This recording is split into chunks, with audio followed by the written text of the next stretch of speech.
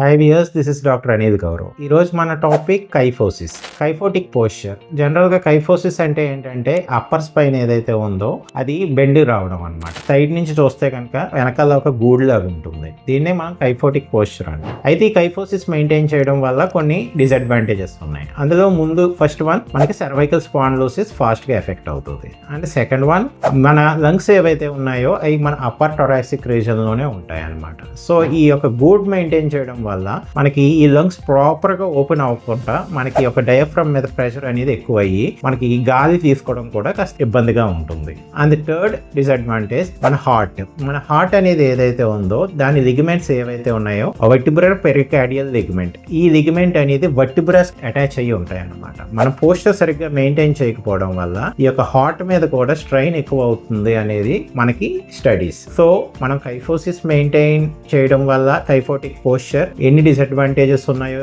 తెలుసుకున్నారు కదా. For more informative videos like this, keep following hour page. This is doctor Anil Gaurav.